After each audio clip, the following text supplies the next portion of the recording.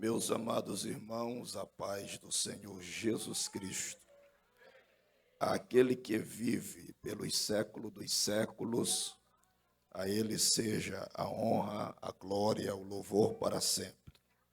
Quero, na conclusão deste congresso, expressar a minha gratidão ao Senhor, ao Deus que vive, ao Senhor que reina sobre tudo e sobre todos, agradecer a Ele pela oportunidade que Ele nos dá.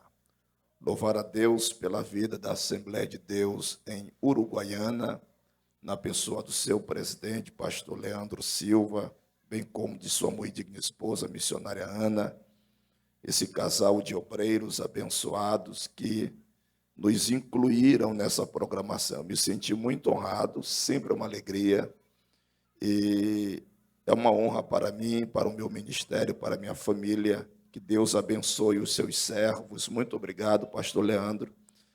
Louvar a Deus pela vida dos pastores que estão ladeados, do pastor Leandro, pastor João, a sua muito digna esposa, irmã Ruth, pastor Leonardo e a sua esposa Luana, pastor Agemiro, este homem de Deus.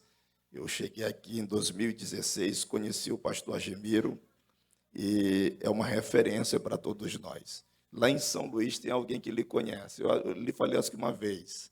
Ele lhe conheceu em Ijuí. Isso. Eu coloquei aqui algumas fotos. Ele disse, o pastor Agemiro foi o meu pastor. Que Deus lhe abençoe. A missionária Juraci.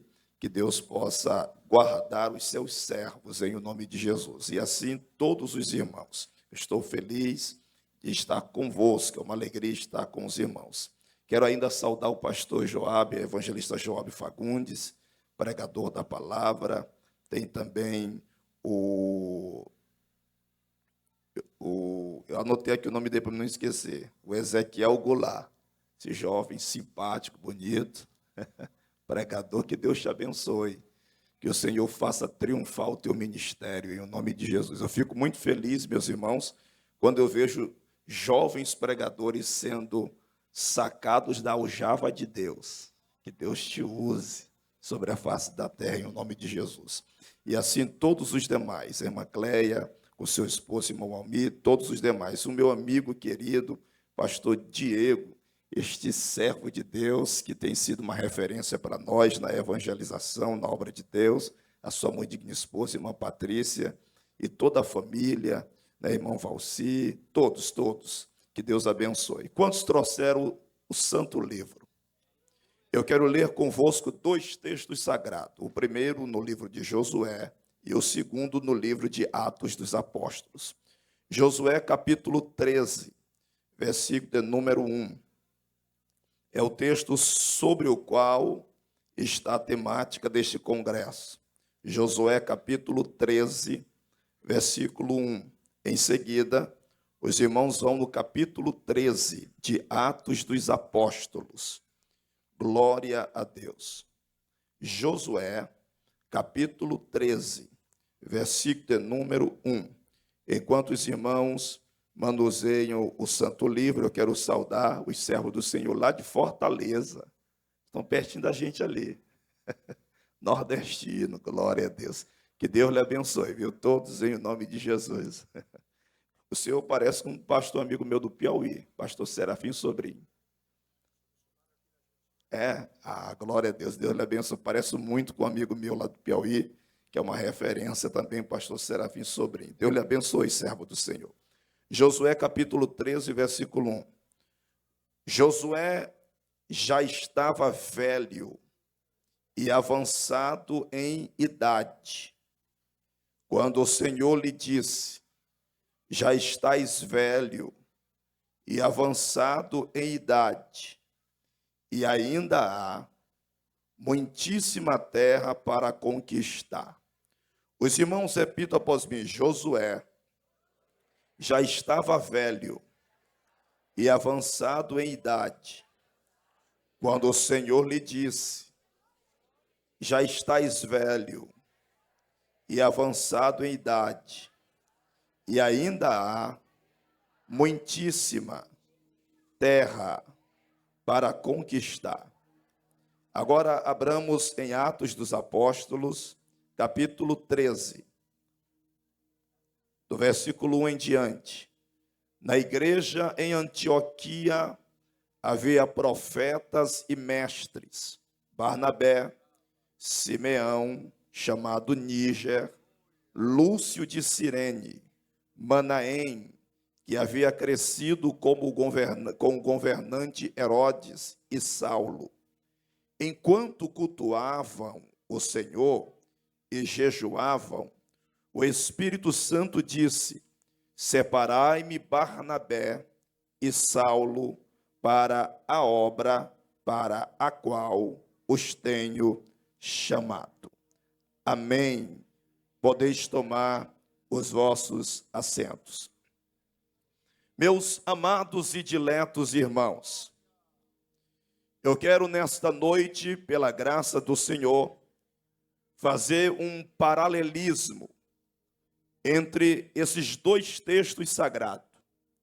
O primeiro está no capítulo 13 do livro do profeta Josué.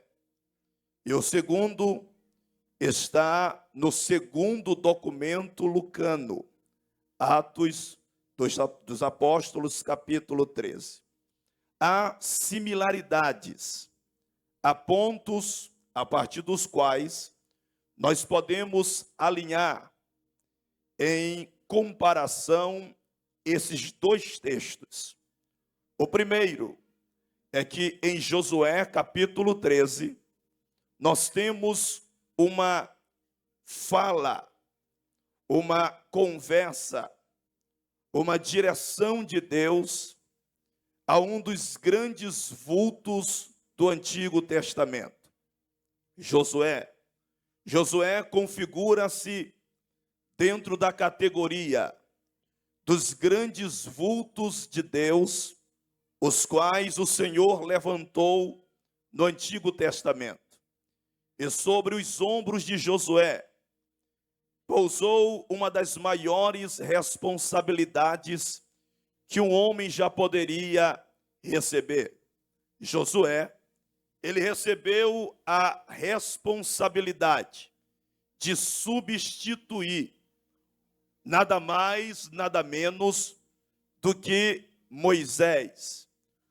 Quando nós fazemos uma análise biográfica entre Moisés e as demais biografias que constam no Antigo Testamento, fica muito claro a distinção, a maneira pela qual o Senhor tratou Moisés no Antigo Testamento. Eu posso afirmar-lhes nesta noite que, no que diz respeito a uma relação mística, uma relação espiritual, nenhum outro ente, nenhum outro personagem bíblico suplantou em grau de intimidade e de profundidade com Deus do Antigo Testamento, mais do que Moisés. Moisés foi aquela ferramenta do Senhor, foi aquele instrumento do Senhor que Deus escolhera por sua soberania para que ele pudesse ser o guia, o líder da nação de Israel até os pés de Jericó, ou por que não dizer, até as proximidades da terra que o Senhor daria ao povo de Israel. Moisés viu o que ninguém viu. Moisés ouviu o que ninguém ouviu. Moisés experimentou o que nenhum outro homem mortal experimentou. Foi Deus quem escolheu Moisés. E nós podemos perceber, e conquanto dentro do universo teológico, alguém queira dizer que apenas Samuel recebeu o tríplice ministério, ele foi sacerdote, ele foi juiz, ele foi profeta, mas é óbvio que quando nós analisamos o ministério de Moisés, é perceptível que Deus, de igual modo, marcou o ministério de Moisés como um profeta, como um sacerdote e como um juiz do povo de Israel. Isso fica muito claro durante o tempo em que ele exerceu o seu ministério.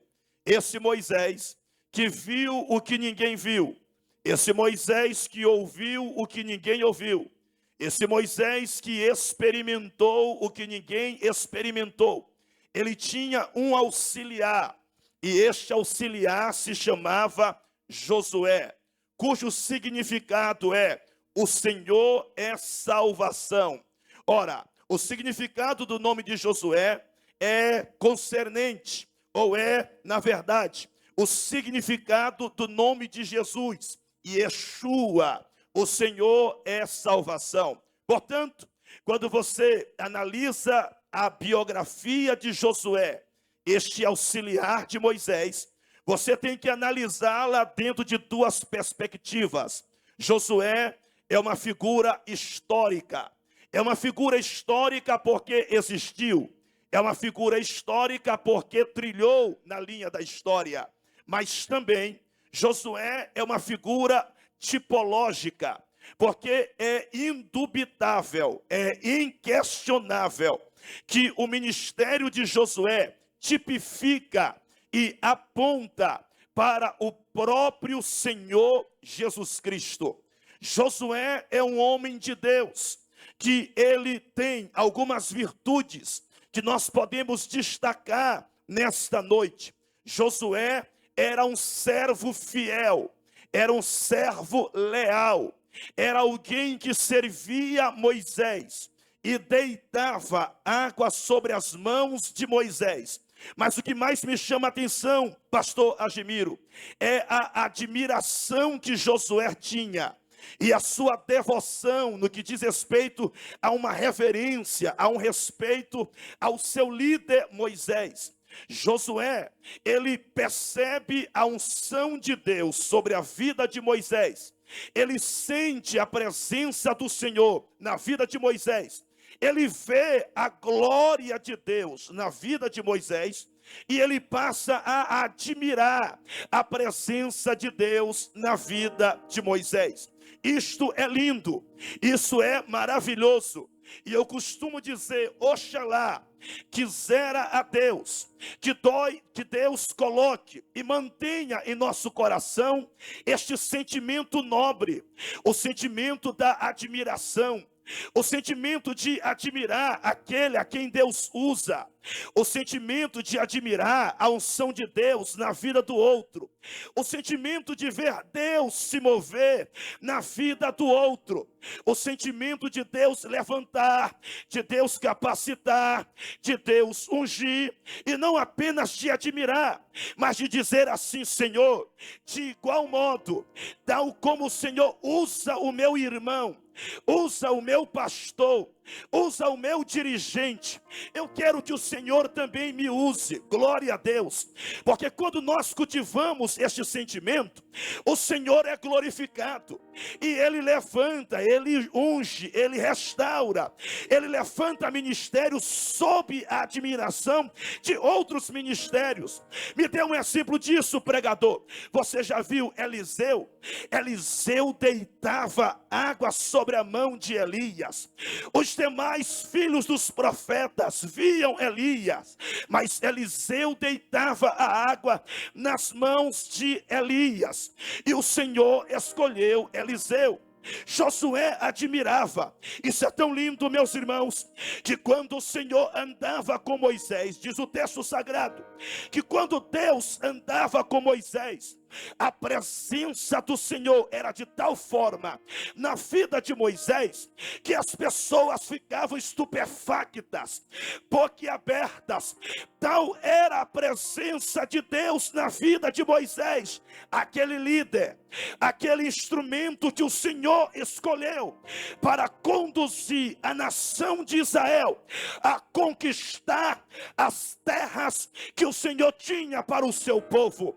Mas mesmo Mesmo assim, diante da admiração de Josué, tinha um certo Arão e uma certa Miriam, que vendo a presença de Deus na vida de Moisés, invejou, enciumou, se incomodou e começou a dizer: basta, Moisés, todo o povo já é santo e o Senhor já escolheu o seu povo, tu não precisa querer aparecer, tu não precisa querer ser o objeto de atenção, todos sabem que Deus te escolheu. Meus irmãos, que sentimento eu costumo dizer, eu oro desde criança dizendo: Senhor, se tem um sentimento que eu não quero que jamais paire meu coração, esse sentimento diabólico, esse sentimento satânico, esse sentimento terrível da inveja.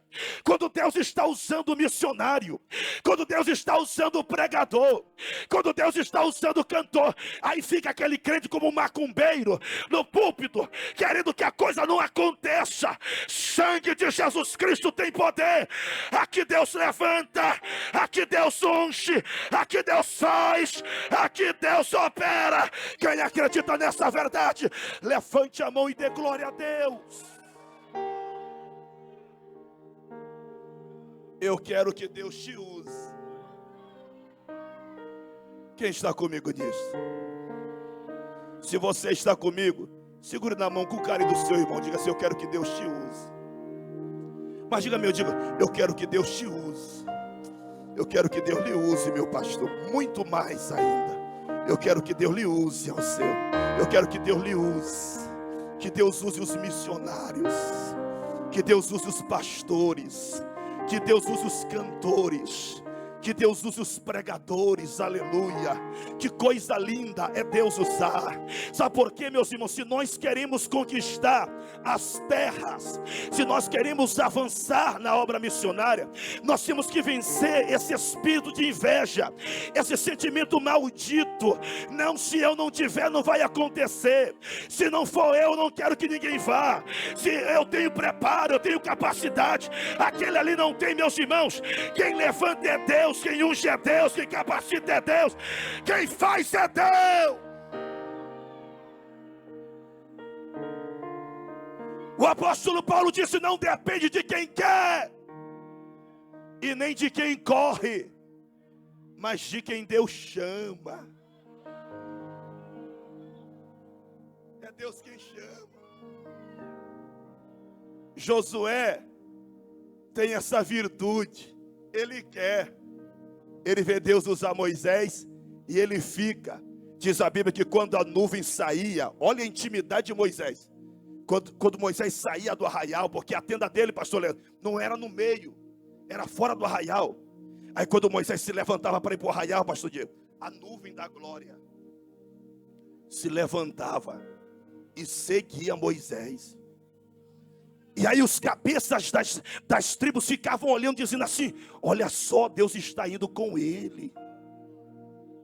Eles ficavam de longe, admirando a nuvem indo com Moisés, Moisés indo e a nuvem indo junto. Só que Josué, ele ficava entre a nuvem e entre o povo. Por quê? Porque tem gente, meus irmãos, que olha a nuvem indo de longe e saúda de longe, deixa aí. Mas tem outro que diz: não, ela está indo, mas eu quero ir junto com ela.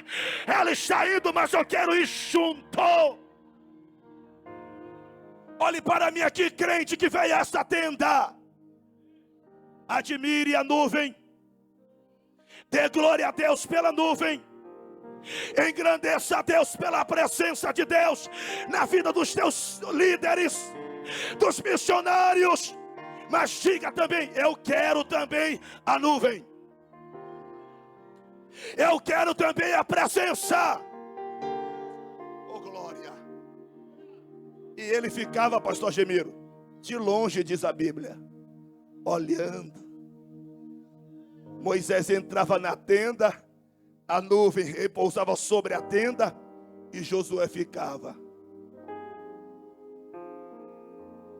Eu quero, eu quero, eu quero, eu quero, eu quero.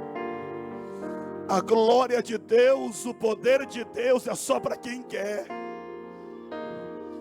Quem quer? Deixa eu ver. Levante a mão e diga: eu quero.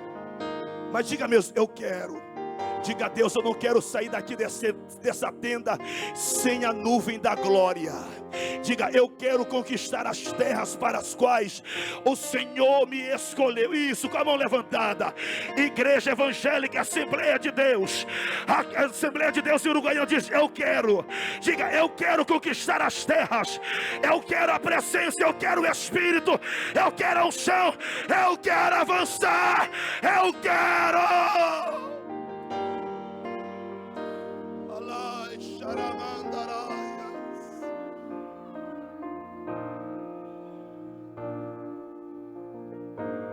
Eu me lembro de um pastor amigo.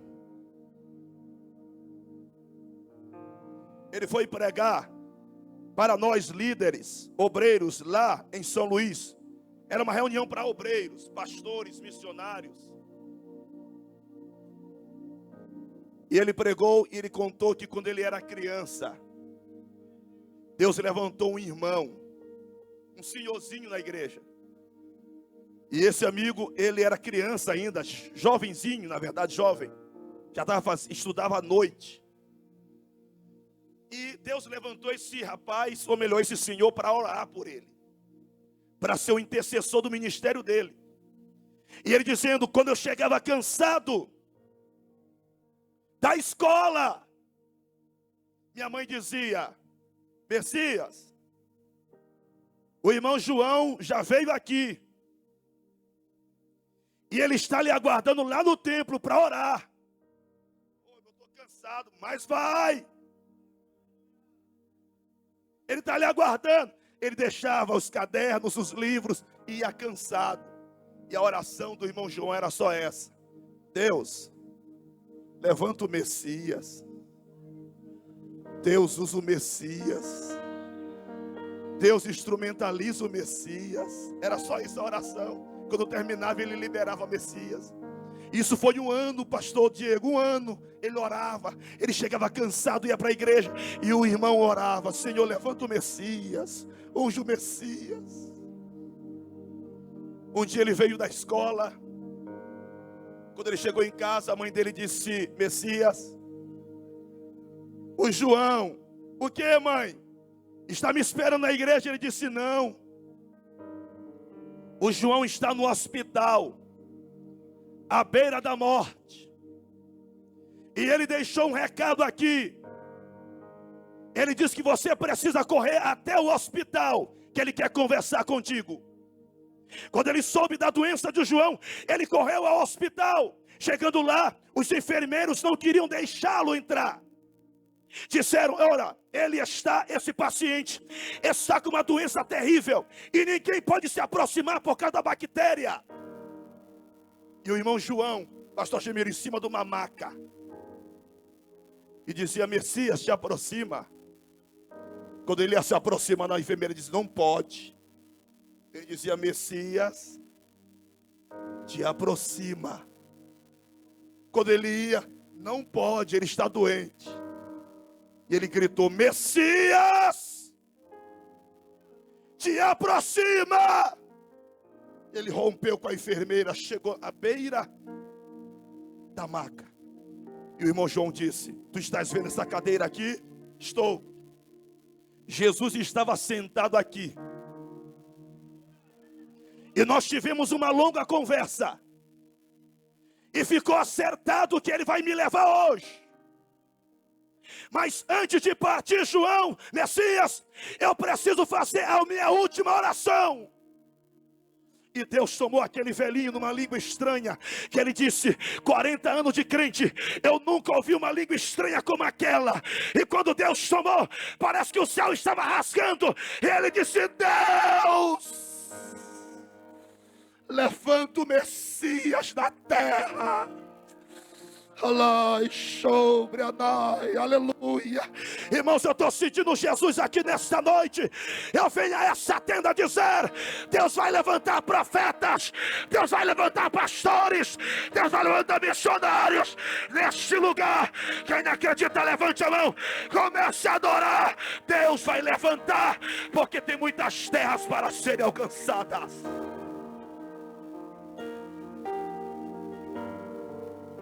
A virtude de Josué é que ele admira, mas Josué tem um problema. Qual é? Ele quer ser levantado, mas quando Deus separa outros, ele tem ciúme. Ele admira a unção, mas ele não suporta ver a unção na vida do outro. Tem ciúmes por mim, Josué? Oxalá todo o povo fosse profeta, e que o Senhor lhe desse do seu espírito. Se nós queremos alcançar as terras que estão diante dos nossos olhos, nós não podemos ter inveja e ciúme daquele ou daquela que Deus está levantando segundo o seu poder. Pare com essa ciumeira, pare com essa inveja.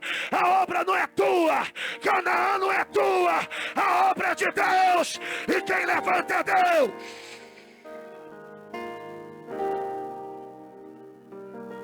Você crê nisso? Pare com isso. Pare com isso, Josué. Parece que Josué não venceu, sabe por quê? Foi um grande líder. Conquistou. Venceu gigantes. Mas não deixou uma liderança. Que tristeza. Obra missionária que não gera missionários é doente. Obra missionária que não produz missionários é doente. Obra missionária que não gera obreiros para a obra missionária não é obra missionária. A obra missionária gera, a obra missionária produz. Aleluia! Ó, bendito seja o nome do Senhor. O ventre missionário não é estéril. O ventre missionário gera missionários. Meus irmãos, eu sou fruto de uma obra missionária, de um velhinho, está vivo, irmão Anselmo, no ano de 93, ele começou a pregar. Depois de passar por um seminário de missões que o pastor, saudoso pastor Estevão Ângelo de Souza, pioneiro da Assembleia de Deus, que substituiu nada mais nada menos do que Alcebiade de Vasconcelos em São Luís. O irmão Anselmo, depois de um seminário que terminou a obra missionária, ou melhor, o seminário missionário, o pastor Estevão disse: agora saem para pregar e colocar em prática o que vocês aprenderam. Ele saiu andando e começou a pregar. Eu era criança, aquele homem com o chapéuzão, pregando nas ruas, eu pequenininho, só cabeça, olho e orelha, aquela tripinha seca, mas ele pregava: Jesus salva, Jesus cura, Jesus batiza com o Espírito Santo e leva para o céu. Nesta época, minha mãe e o meu pai envolvidos na macumba e uma miséria terrível na nossa família, mas aquele homem começou a pregar a mensagem do Evangelho. E o mais lindo é que Deus salvou, pastor Leandro, a maior festeira da minha família. Ela fazia festa até para cachorro. Jesus salvou. E eu me lembro que ela começou a ir para a casa da minha mãe com a Bíblia assim debaixo do braço. Ela chegava, Job, e pregava. A irmã Maria, que a minha mãe dizia: para com isso, eu não quero saber desse Jesus. E eu me lembro que ela saía, eu tenho essa imagem fixa nos meus olhos, na minha memória. Ela saía e levantava a Bíblia assim, pastor Leandro, com a harpa, e dizia: um dia o Evangelho vai entrar nesta casa e Jesus vai levantar pregadores, cantores, aleluia. Ela faleceu cantando aquele hino da harpa cristã: quando a angélica o trombeta. este mundo estrugir. E ela morrendo, mas ela dizia: não deixem o evangelho, não deixem Jesus. A minha mãe aceitou Jesus, o evangelho entrou na minha casa, na minha família, e hoje, para a glória de Deus, anualmente esta família sai, enche 2 ônibus, desce para o interior e prega: Jesus salva, Jesus cura, Jesus batiza com o Espírito Santo e leva para o céu. Oh glória, oh glória, porque missões gera missionários. Josué envelheceu, e olha o que Deus está dizendo: tu já estás velho, e tem muita terra para ser conquistada. Onde estão os conquistadores, Josué,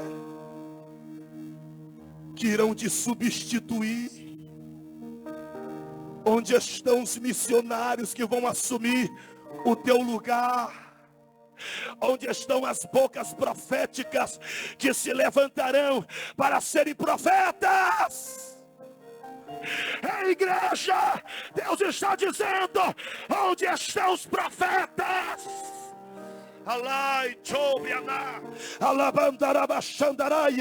Deus está me trazendo aqui para dizer: Assembleia de Deus em Uruguaiana, vocês, aleluia, esta igreja é a igreja de profetas, é a igreja de missões, é a igreja de vozes, e Deus vai fazer a obra para a glória do nome do Senhor. Vocês são os instrumentos de Deus. É com você.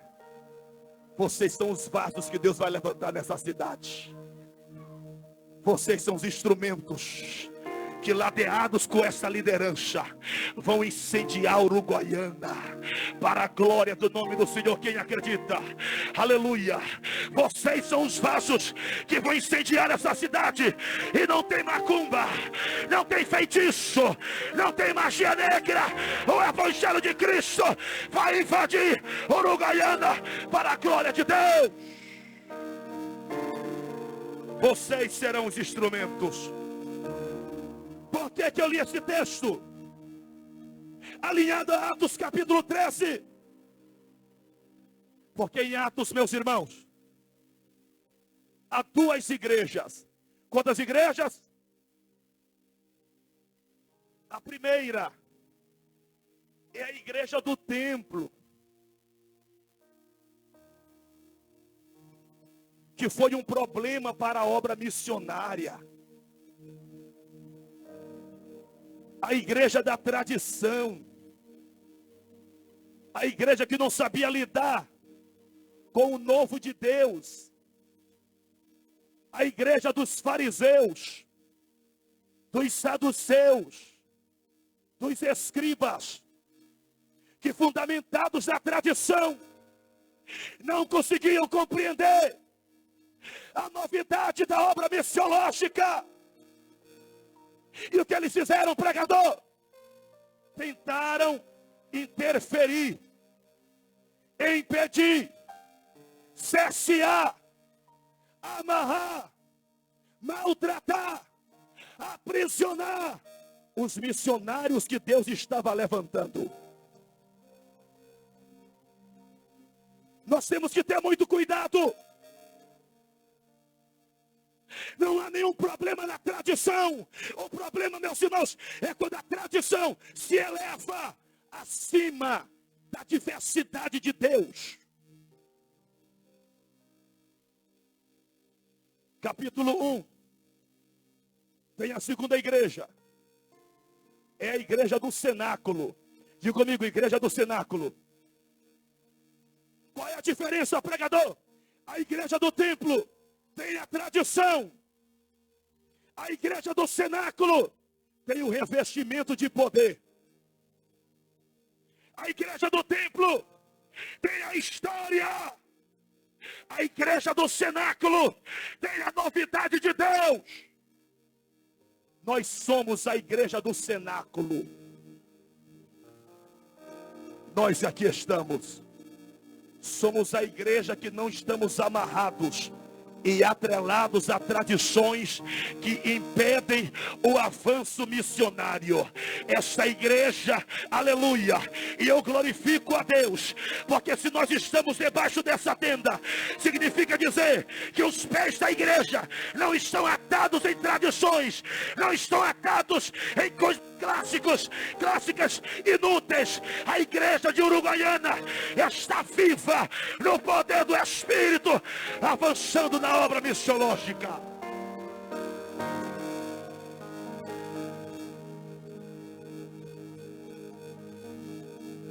A igreja do templo questiona de onde vem o poder. Com que autoridade vocês fazem essas coisas? A igreja do cenáculo sabe de onde vem o poder. Mas recebereis poder ao descer sobre vós o Espírito Santo, e ser-me-eis testemunhas, tanto em Jerusalém, como toda a Samaria e Judeia, e até aos confins da terra.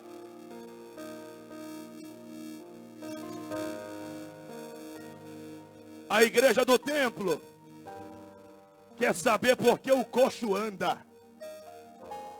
A igreja do cenáculo faz o coxo andar. A igreja do templo inquire porque o cego vê. A igreja do cenáculo diz: vê, a tua fé te salvou. Qual é a igreja que Deus quer? É a igreja que opera, é a igreja que age. Nós não seremos questionadores da ação de Deus, nós seremos os instrumentos da ação de Deus. Essa igreja aqui, ó, ela vai conquistar a terra, porque ela não vai ficar baseada na história e nem na tradição. Ela vai viver a dinâmica da obra missiológica no poder do Espírito Santo. E o que isso significa em prática? Essa igreja vai ser dinâmica. Essa igreja vai sair pelas ruas, pelos valados, e vai anunciar em meio às trevas que Jesus cura, que Jesus opera e restaura. Um certo dia eu disse na escola dominical, para minha turma, eu disse: vocês querem ver Jesus curar? Os alunos disseram: queremos. Eu disse: vocês não entenderam. Eu vou perguntar mais uma vez: vocês querem ver Jesus curar? Restaurar? Queremos. Eu disse: vocês não entenderam. Vocês querem ver Jesus operar milagres? Queremos. Eu disse: por que vocês não saem para evangelizar? Estes sinais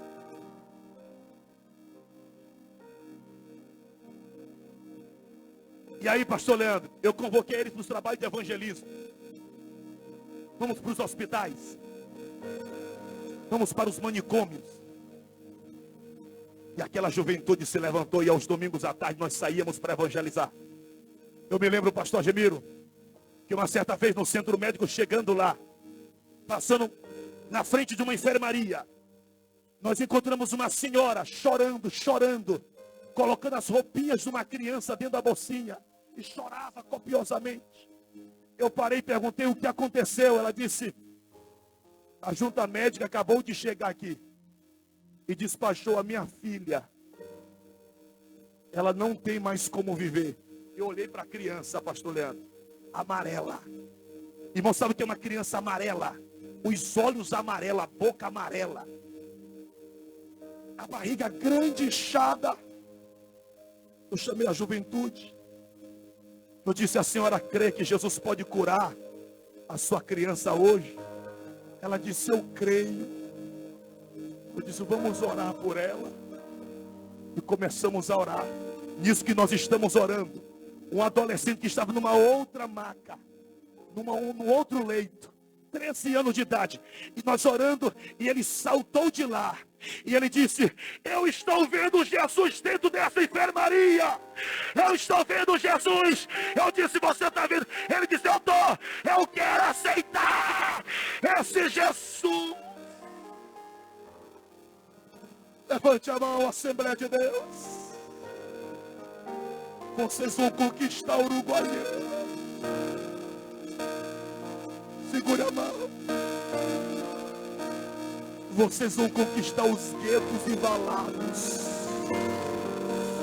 Jesus vai usar vocês. Jesus vai usar vocês, aleluia. Por que, pregador, isso? Segure a mão. Porque não existe problema. Na igreja de Antioquia havia mestres e profetas, aleluia. Não há problema entre mestres e profetas. Uns ensinos, outros pregam, outros evangelizam, e a obra de Deus cresce, e a obra de Deus opera.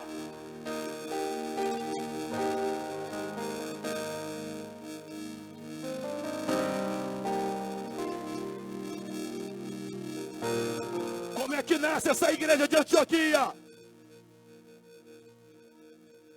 Capítulo 11 de Atos diz que ela começa em meio à perseguição, em meio à dor.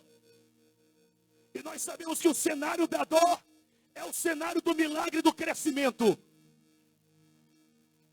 O cenário da adversidade é o cenário do milagre. A igreja de Antioquia, quando o sangue de Estevão foi derramado, diz a Bíblia que os crentes foram dispersos, e eles começaram a pregar, a evangelizar, depois que o sangue de Estevão caiu na terra. Isso aqui cumpre o que está em João 12, 24. Se o grão de trigo caindo na terra não morrer, ele fica só. Mas se ele morrer, ele germina. Eu sou a semente do sangue dos irmãos que morreram sangrando, para manter o evangelho vencendo. Eles iam morrendo. Eu sou a semente do sangue.